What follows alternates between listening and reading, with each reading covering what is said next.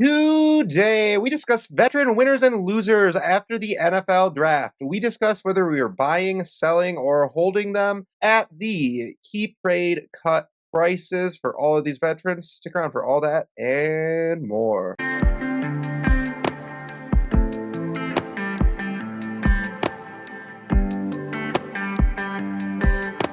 And welcome into the Dyno Construction Podcast. Justin joined with David and JP. A little bit of housekeeping. We finally did it. We hit 500 subscribers. Ecstatic. So we're going to have a mega thread down below that if you comment on it, it'll say comment here to enter for a roster review. And if you comment on that one, we will put you into our entry for that. We might get that 1 or 2 episodes where we do that mega thread to get some more entries in, end up giving away a few. You guys will have a choice if you want to do them on a video format on YouTube or more private. Up to y'all if you want to air your dirty laundry to the whole world. I think it's fun if you do. So thank you. If you haven't already liked, haven't already subscribed, thank you all for doing that. We're going to hop right into talking veteran winners and losers. The way we're going to do this is I'm going to name players at each position who are either a winner or a loser based on what happened in the NFL draft, if their stock's up, stock's down, essentially. And they're pretty self-explanatory as why. I'll give you a 5-second intro into why they are a winner or loser, and then ask these two guys based on the keep, trade, cut price. Are they buying, selling, or holding this player at this price? And we'll also kind of compare against other players at the position as well.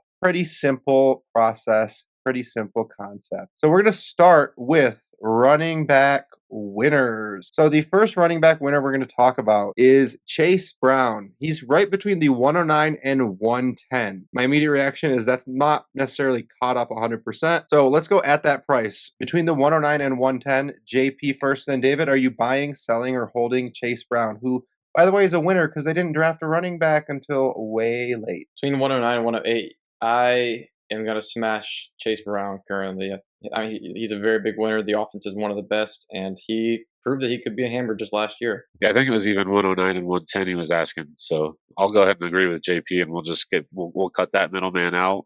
Between 108 and 109, I'm still taking Chase Brown as well. Yeah, the line I think I need to ask to make it interesting is the 107 because that's RB4 in the class typically. Yeah, that's definitely more interesting. I do like Judkins, and that's, I believe, where we would be, especially if we're looking at running back. You could be talking like Mecca Egbuka as well at the 107. I think if I need running back production this year, if I'm looking to compete, I'm definitely taking Chase Brown. If I am a rebuilder, I'm happy to get out of Chase Brown for that price and draft a Mecca Egbuka. I think there would probably be some situations where I might prefer Judkins in there, but I think those are the two most common outlooks there based on this question. I think 108, I'm still taking Chase Brown. At 107, I think I might hold that 107. I mean, this season, I probably do prefer Chase Brown to Judkins. I mean, the offense is just a lot better for the Bengals than it is for the Browns, which might be one of the worst offenses in the league. But, I mean, they're very invested in Judkins. It was an early second-round pick. So, in the long-term game, I think that Judkins is going to be useful for a long time.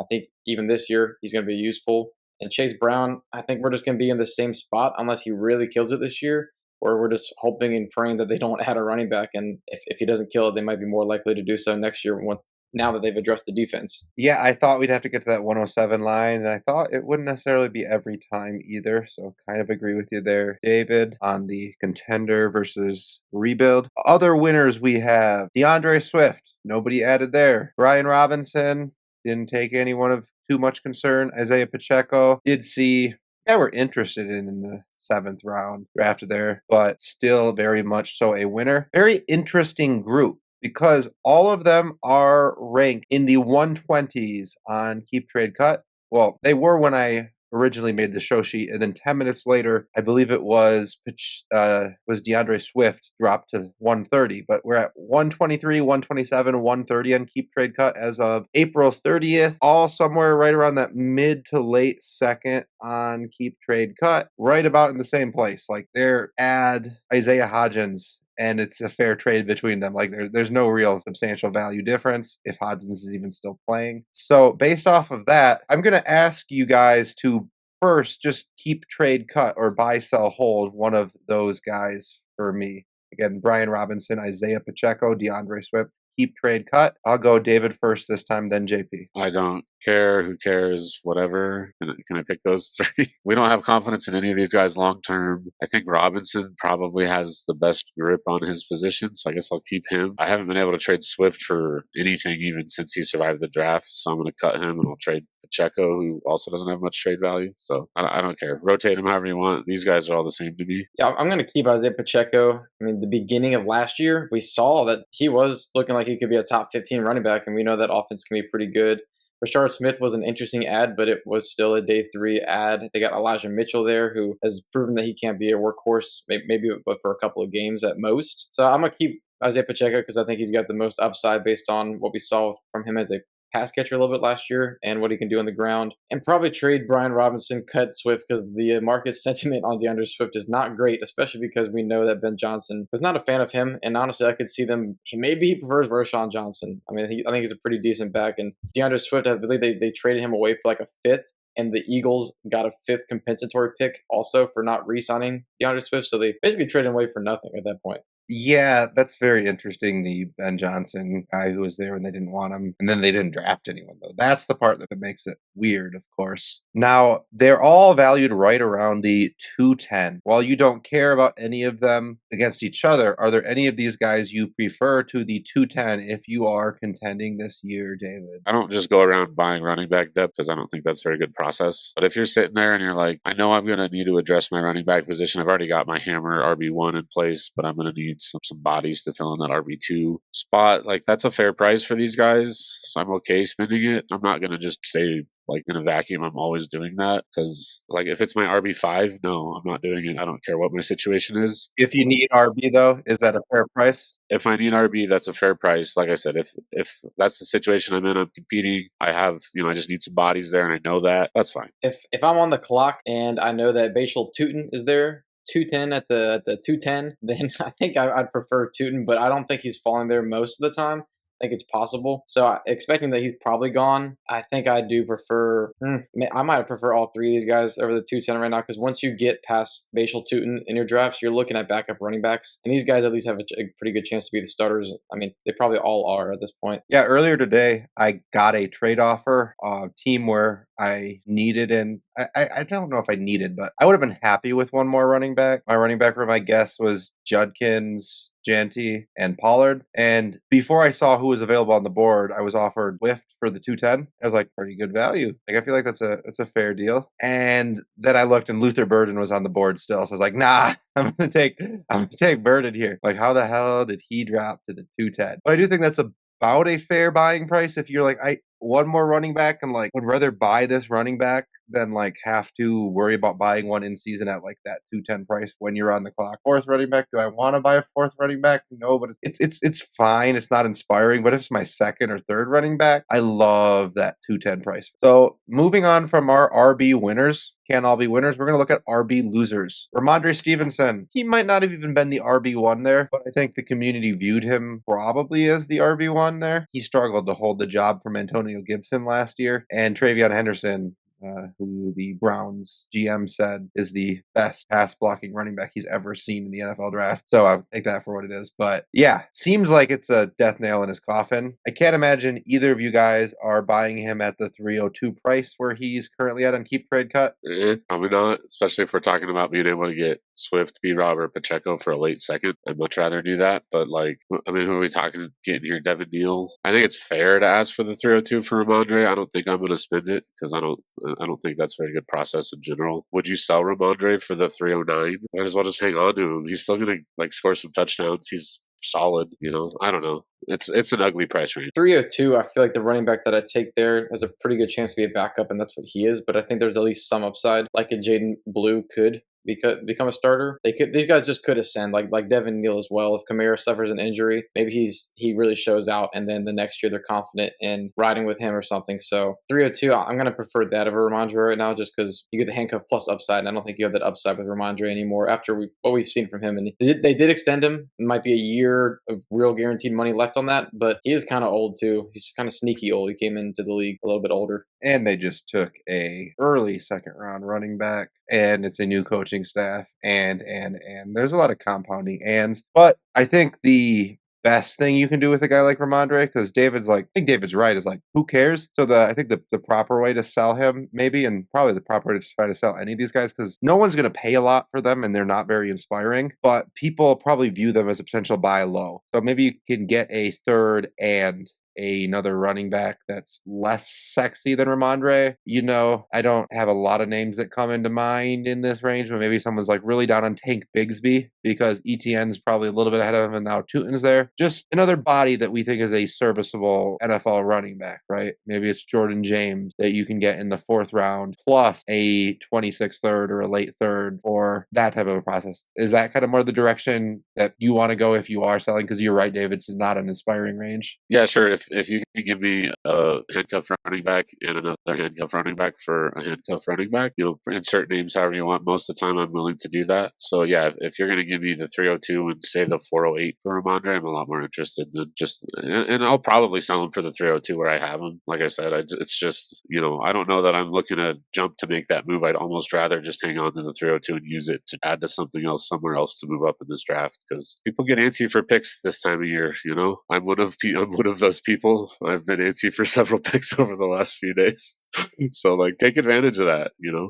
Someone comes to you and wants to get something done and they've got a 302 sitting there and you're not quite feeling it. Ask for that 302 in there, and on the other side of it, you want to get something done and they're not going to quite take it. You've got a 302 there, throw it in, that's kind of what that range is. So none of us are really buying at that price point, probably selling at that price point, but probably no one is really buying at that price point either. It's an interesting range. Not a very fun name. Another name, Najee Harris, another loser, valued around the 301. I've tried to trade the 301 for Najee. People didn't take it. Are you guys buying, selling, or holding at that price point? JP, then Dave. He's kind of a tough one because, he signed a 1-year deal, and I really don't think he has that much upside for this year because I think Hampton is just that good. Maybe Najee's got 60-ish% snap share for the first month or two. For that kind of a profile with not that much explosiveness, I don't know how valuable that'll be. And I just think he's just going to keep going down in value. So I don't know. If I had Najee, I might sell him for the 301. Yeah, that's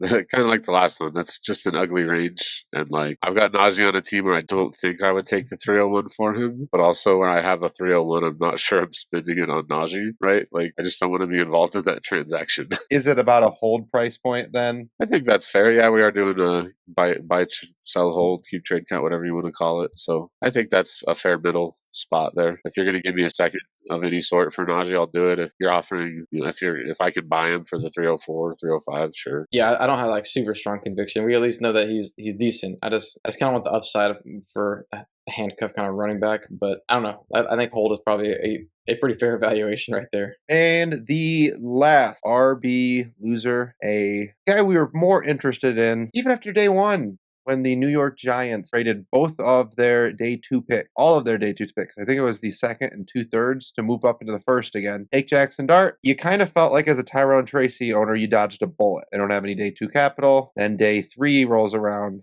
Their first pick, early 4th round, they take Cam Scatabo. And, well, we believe Scatabo is good. We believe he's going to probably take most of the work there. It might not be week 1. It might be week 1. Maybe he won't do it. Who knows? We're speculating, of course, but I think we're making the assumption Scatabo is going to be the better NFL running back overall. The price for him right now is next to the 208 in rookie draft. And it's also a little shout throwback to our winner section. He's right in between DeAndre Swift, Ryan Robinson, and Isaiah Pacheco. Kind of interesting. So first, just looking at the 208, are we taking him over that pick? I'm going to go David first, then JP this time. Well, yeah, you see the thing about being in a position where you need to dodge a bullet is that most guns hold more than one bullet. So you may have dodged that bullet night 1, but you didn't dodge it after they took Scattaboo.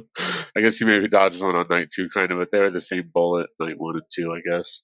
He's already an older prospect. He had some fumbling issues. He kind of seemed to fall out of favor towards the end of last year as is. I'm going to take the guys that we talked about in our winners section because they have less competition. That being said, if it's like best ball, I'll take some Tyrone Tracy because he's still going to have a role. He's still going to get some decent production here and there. He's not someone you're going to feel confident starting as a flex player week to week. But if you got to plug him in, or like I said, if it's a best ball lineup where you just get his spike weeks, I'm okay with that price there for best ball, like I said. But yeah, if we're in lineup leagues, I would definitely I'd feel much more comfortable starting like B-Rob or Pacheco week to week. I know I just kind of skipped your second question into there, but that's okay. We saw that our RB losers, we were selling or at best holding potentially. And our RB winners are buys if we need RB, which is just in general our answer for running back. Do we need to buy at RB? If so, yes, the value's good. Except Chase Brown is probably, especially if we're buying Chase Brown at the keep trade cut price, is a smash buy, but we just think that hasn't really caught up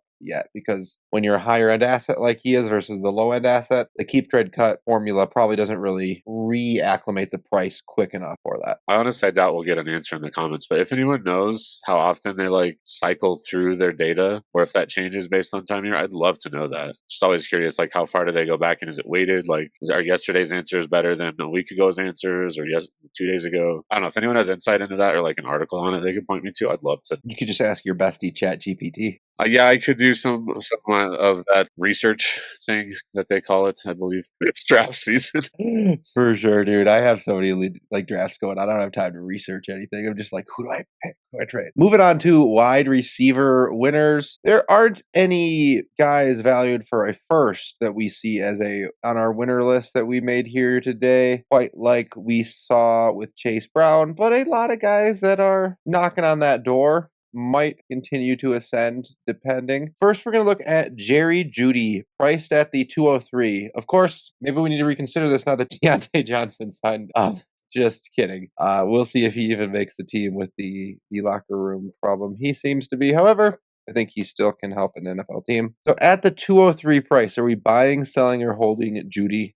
I'm going to go JP first, then David. I am selling. I don't think he's been that great for a couple of years. I think he just had the PPR Jameis Winston scam there for a little bit where he had some production, but he's just not a wide receiver one, and he's not in a great offense. So he might be their wide receiver one, but he's not a wide receiver one. So at 203, I'm definitely out of that. When there's guys like Burden who have way more upside, or even Cam Scatterbo who could be very, very, very useful in that spot. Yeah, if you had put this at 204, I'd have to think twice. But based on what I'm seeing, you can almost count on Luther Burden being there at 203. And if he's not, that means probably it's Jackson Dart or one of the tight ends or Matthew Golden. So for me, 203, I guess Caleb Johnson could be there too. So that's kind of the end of the tier for me. So at 204, like I know I'd probably still prefer Scatterbo or maybe, I don't know, maybe Trey Harris. But like Jeudy is productive. He's a solid veteran. And I'm happy to have him as, wide receiver 4 or 5, something like that. Plug him into my flex spot. But yeah, at 203, I can't do that. 204 maybe. JP, you sound less enthusiastic even at the 204 line. Is that correct? Yeah, even 204. I prefer 204. Yeah, I mean, I just think it's a question of, do you need production? Because if you need wide receiver production, pivoting to Jeudy, you could do worse. And I think he probably will produce better than the guys you'd be drafting there. So, like, if it's you need this wide receiver to be in your lineup, if you're trading for him for wide receiver depth, I'd always prefer to go younger personally with the upside. But if you need this to be your last flex and he's actually going to be in your week 1 lineup. Yeah, I mean, it's not a terrible point in my opinion. I just would rather get like a Jawan Jennings or a Josh Downs or something. I think Josh Downs might be a similar price, and I just think he's a much better player. Jawan Jennings, I think, could be just as productive, and he's just a lot cheaper. Find a guy like me and Burden's still on the board. You might be able to get Devontae Adams or Mike Evans. Good to know. Good to know. All right. And moving on to our net wide receivers. We're going to look at the Buffalo duo. Khalil Shakier is priced right between the 203 and 204. So going to go David first, then JP on Shakier. Answer for the 203 as well as the 204 if you're buying, selling, holding. I will sell at both of those prices for both of these guys if we want to just lump them together. I'll be honest.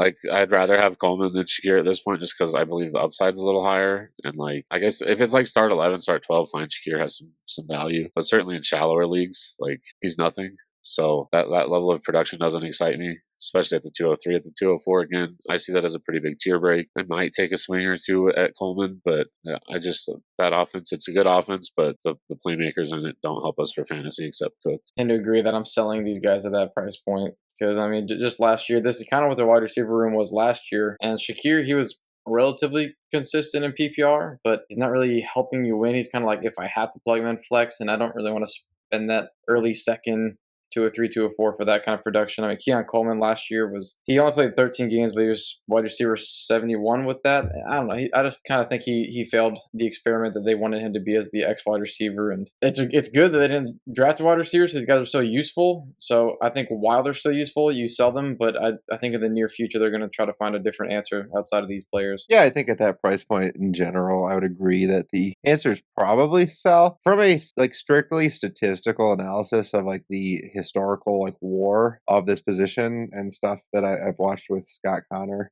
Shakier is probably going to outproduce whoever you're drafting at the 203 or 204 like this year from a wide receiver position. The ability to increase in value is not really there, but he's probably going to give you more war over the next 2 seasons than whoever you draft there, unless you're lucky enough to hit on that guy. There's a range of players here. Burden's probably not going to be a war guy, giving you a lot of wins above replacement player just because of the competition there in the this year. You know, he might have a spike week here or there. Then you look at Trey Harris and Higgins. One of them could hit and just be that guy. But if you're looking for a wide receiver and you need, there's a very, very small percentage of like roster builds where it's like you need to start 3 wide receivers. You only have 3 wide receivers that it might make sense to get him on your team for the 204, 203, like if you have it. But yeah, you guys are right. There's an occasional situation where it's like this might make sense if I've tried every other avenue. But at the end of the day, all he offers you is replacement level, and you can probably get that cheaper. I was going to say the thing about wins above replacement is if you're a replacement level player, you don't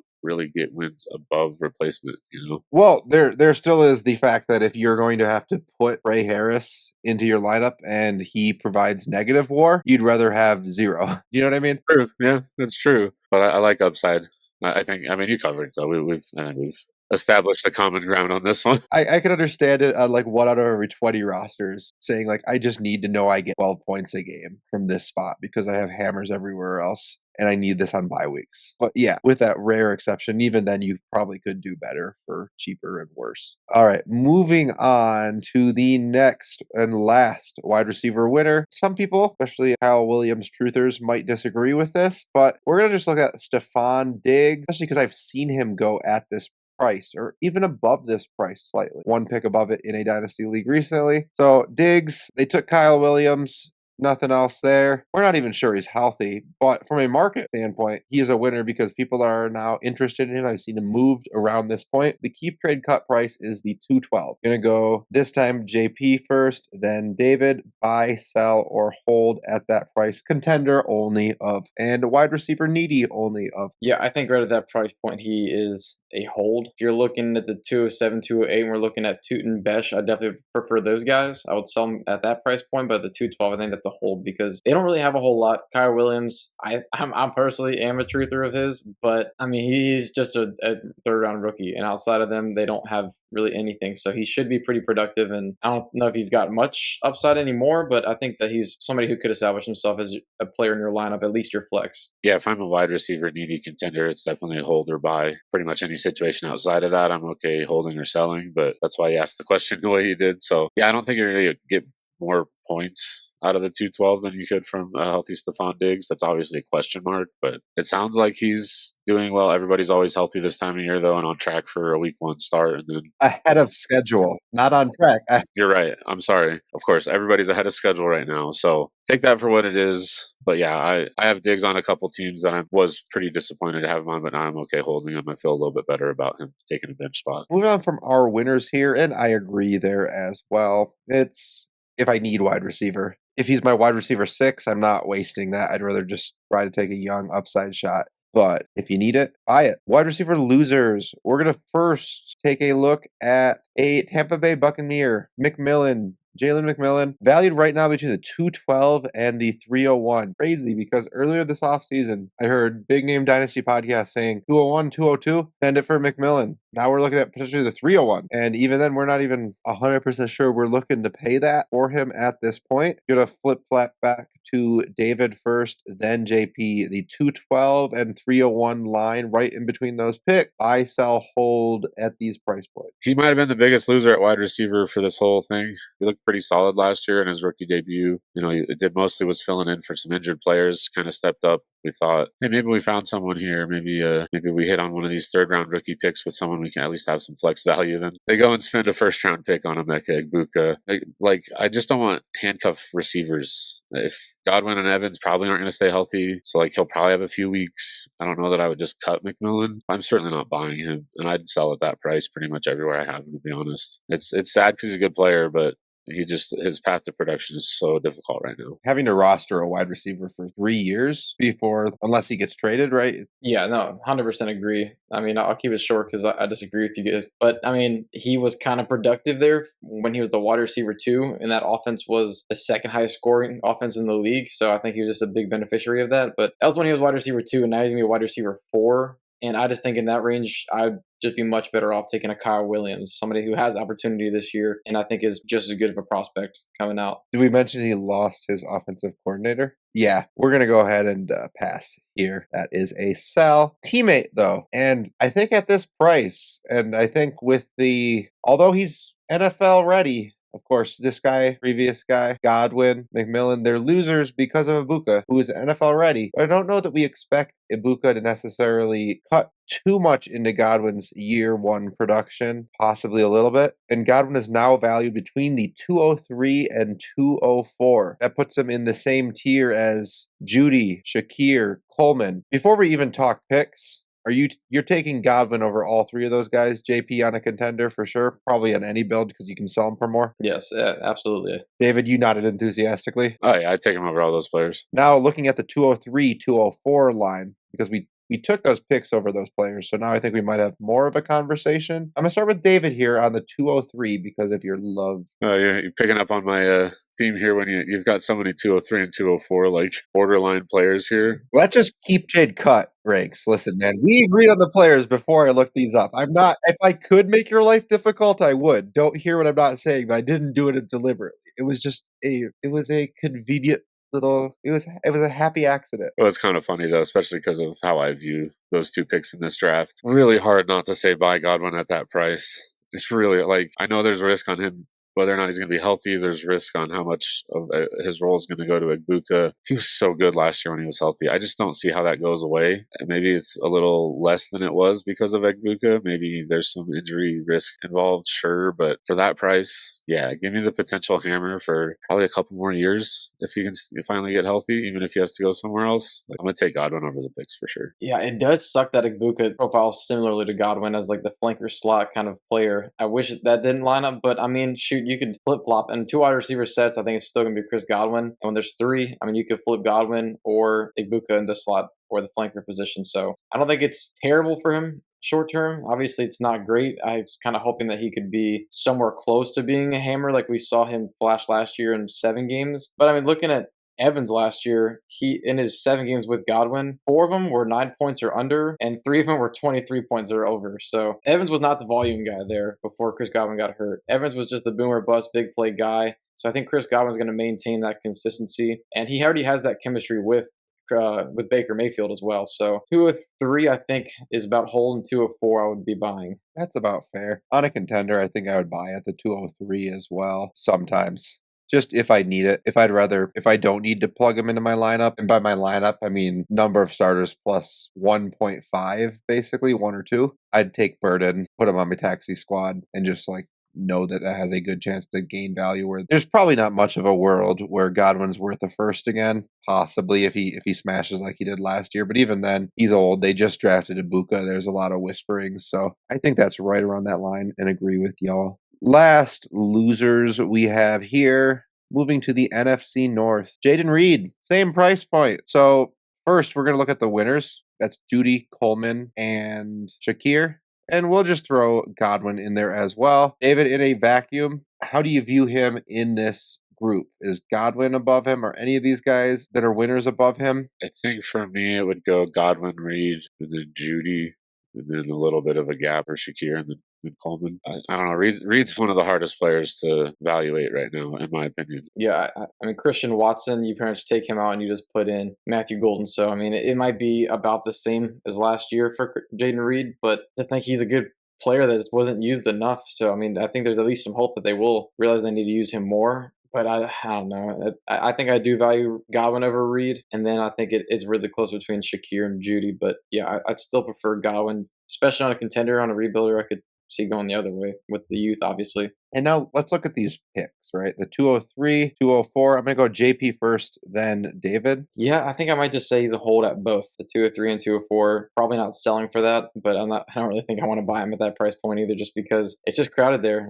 No real alpha. He kind of had a chance to be the alpha, but I still think he's going to be a pretty useful player that you can plug in. Yeah, I think hold's probably fair. Also, kind of look at it from a portfolio perspective with a guy like Reed. I don't want to be overexposed to him because he definitely has a lot of useless weeks. And that being said, though, we've seen when he is used properly, and if that ever happens consistently, he's going to spike in value again. And I want him on my team if that, for that possibility. So depending on how many shares of Reed I have, I might sell a couple at this price, but I'm probably holding mostly. I don't know that I'd buy at that price. Yeah, I feel like he's a really interesting player because I want to add him to my portfolio. I think this is probably what you have to pay to get him, but I want to try to give the 205 or 206. Definitely an interesting prospect. If you want to buy him at this price point, I don't think any of us are judging you for it. It's just that it's that discomfort point, which is probably what's fair. So if you believe and you have no exposure, probably fair to buy them at this price point. If you already have a couple shares and you're trying to like double down, probably not a move we'd suggest just because diversification at that point would probably be good. But it's hard to pay this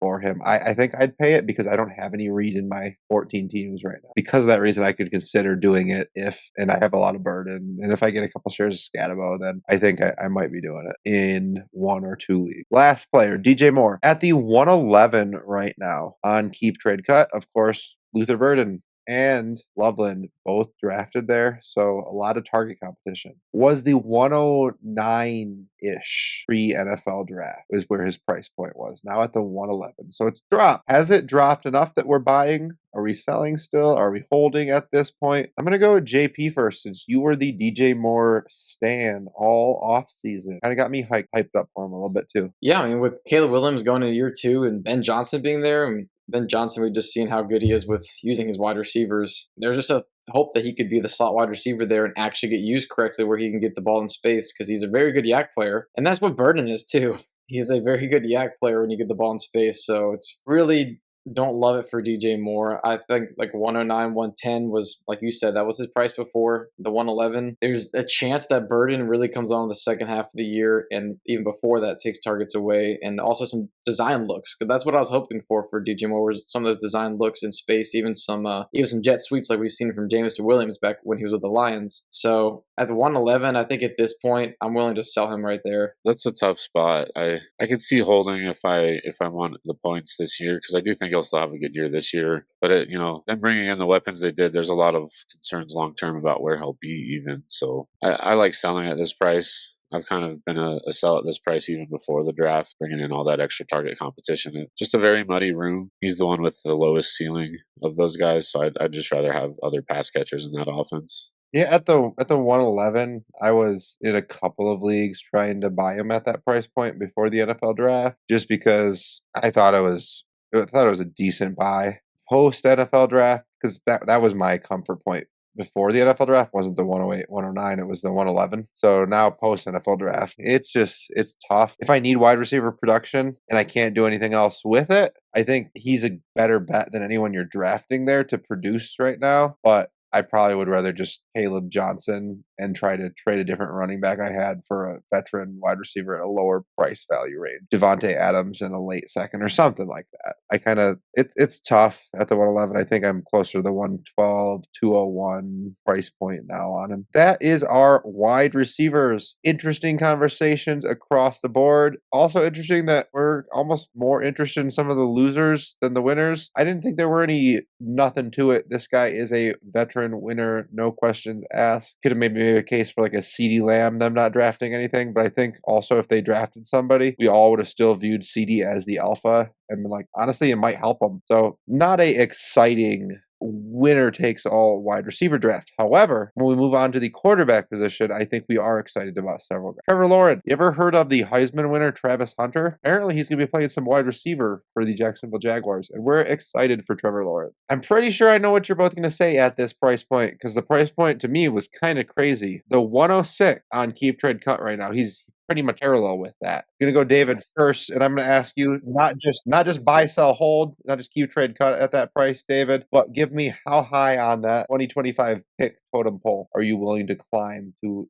get him at this point with him having that wide receiver? It would be team dependent, obviously, but I'd struggle to take him over the wide receivers because I love both he and Hunter and Tet. But I'd take him over Ward at this point, I think, and I would definitely take him over Hampton if I'm in a quarterback needy spot. So I guess I'd go to the 104, and if I could get something back, I could see taking him over the receivers to go all the way up to 102. Yeah, I'm basically at the exact same spot because I'm not taking him over his new teammate Travis Hunter at this point. That's just a lot more liquid. But yeah, I could see if you really, really needed to, and the quarterbacks are valued really high in your league to go up to the 103 potentially. But I mean, he's getting three things in his favor. I mean, he's getting, in theory, better play calling here with Liam Cohen. I know a lot of people around the league are very high on him. I think that's going to be a boost for him. They also added some O linemen in the free agency period. It wasn't any big names, but they added some interior guys. And Patrick McCarry, he was the 5th ranked pass blocking guard last year. So I think that'll help. And then you add Travis Hunter to the group with BTJ in his second year. De'Ami Brown's now their wide receiver 3. I think Brenton Strange, he showed some solid things last year as well. So I think it's a pretty darn good looking offense. And you got some explosiveness out of the backfield with Facial Tootin. So I am pretty excited. So I think that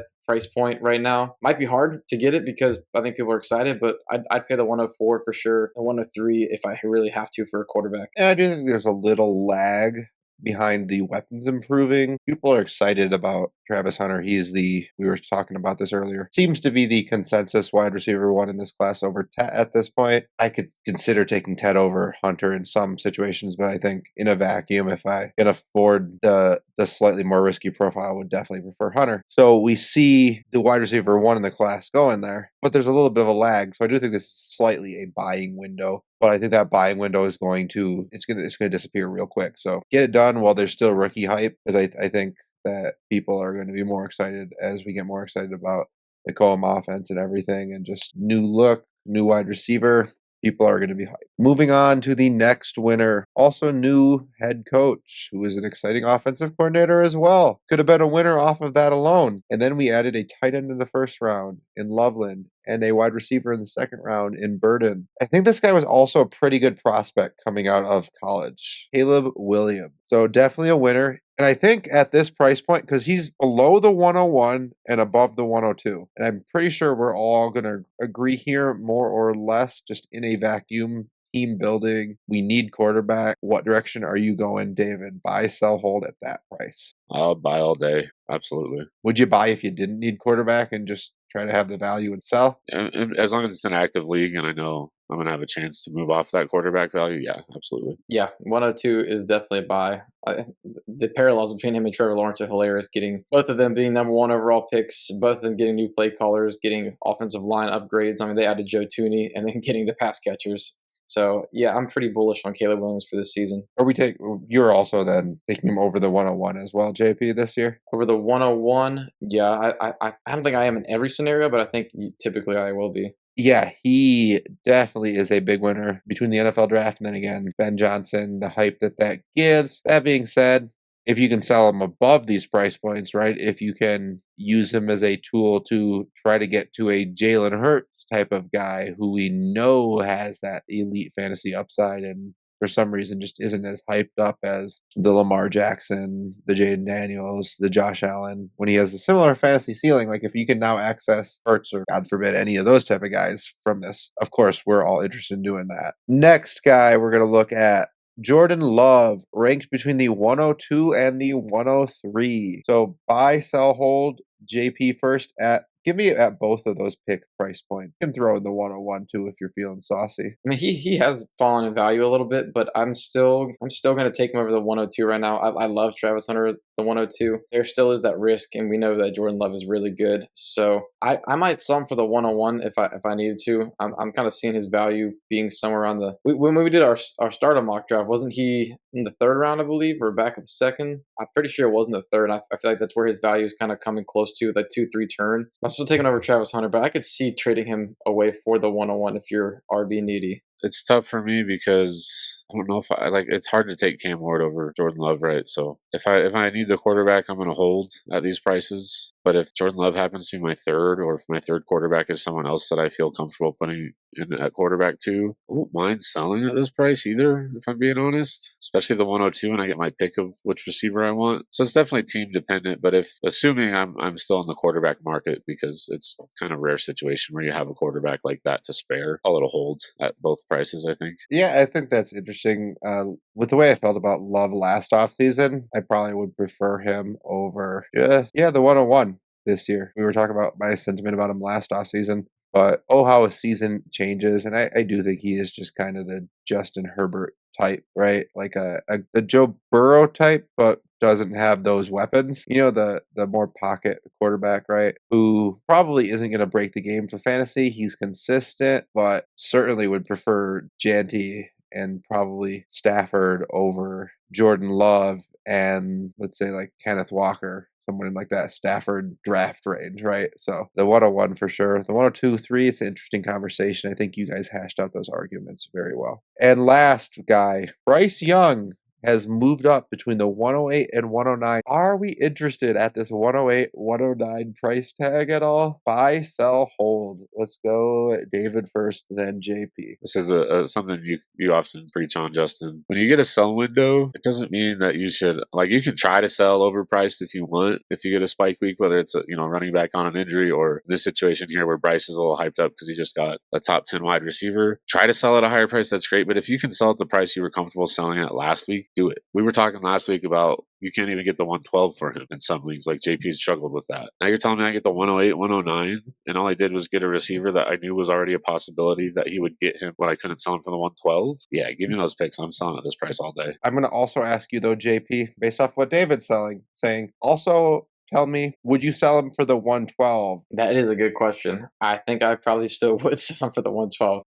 My argument still stands from what I said last time we discussed him, and it's just I don't think he has much job security outside of this last year, and he doesn't just have that much fantasy upside. So, like David said, you have a sell window. I'm taking it. Just to clarify, you're also selling it for the 108 or 109 too? No, for sure.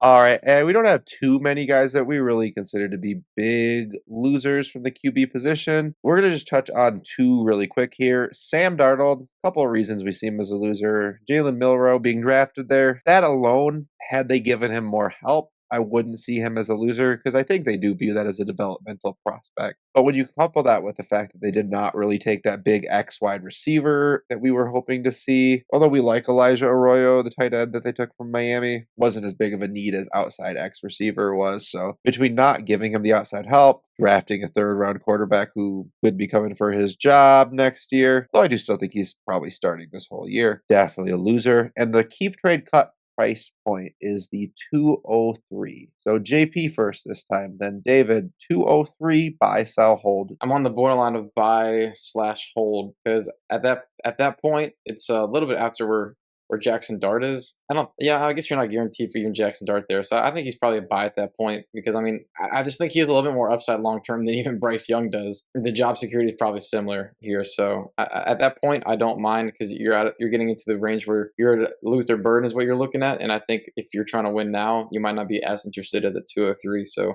the 202, I think it's probably hold, but 203, I'm going to probably buy more often. Third round athletic mobile quarterback being drafted the same year the Seahawks acquire a veteran journeyman, pay him a lot of money. Has this happened before? Matt Flynn and Russell Wilson. That's what I was talking about, if you were wondering. No. But look, history can repeat itself. It doesn't have to. It's a possibility this year. Milroe is a little bit of a concern there, but I think JP kind of hit it on the head. Especially if you're in the quarterback market, like at that price, I'm happy to buy or hold. Now, if Dart does fall to the 203 and Darnold's my QB3, and I can swap Darnold for Dart specifically, I'd be interested. Yeah, but I don't want to sell a quarterback for a position player if I'm not in a position to do so. So if he's my quarterback 4 at that price, I guess I could sell. Not looking to draft shook. I got him at the 305 in a league recently. I was happy with that. It's a good spot. And David kind of I don't know if he did this on purpose because he's just a phenomenal podcaster. He's shaking his head no because he did it on purpose. But the next guy that we talked about, he just alluded to as the last guy that was drafted by the Seahawks that usurped the Sam Darnold type. Russ Wilson, Giants quarterback, expected starter for week 1, I would say. Value between the 310 and 311. Non-zero chance he's not the week 1 starter, but I think if I had to bet $1 on any of the guys there, I'd put it on him for week 1. 310, 311. Gonna go David first, then JP, buy, sell, hold. If you need quarterback. Yeah, I mean, I think I just spent the 312 on Will Howard in a league. I was shooting for some upside, so give me Russ at that price. I mean, he's probably going to start, and like we've seen him start before. If he takes the job and he looks like he's going to hold it all year, you're going to be able to sell him for way more than this. So I'll take Russ at that price. Yeah, I think if nothing else, you might be able to get some production out of him. And maybe if you are worried about it, I mean, I think you could probably sell him for at least a random third at the least when it is point scoring season. So at that price, I'm going to take it. Jackson Dart, he might not be ready. I think best case scenario is he probably starts week 8 or 9-ish on. It's kind of similar to what we even saw from Drake May, who was a much better prospect. Well, Drake May was a little bit earlier, but still, yeah, I think you're getting at least 8 weeks out of Russell Wilson and maybe a whole season. So late third is nothing. So give me Russ. I think I agree with that as well. Say instead of a late third, if it is a random 26th third, going to go JP then David. At that point, that becomes much more fluid of an asset and much more liquid. I meant to say. And if I need a QB3, I'll still buy at that price. But if I don't need a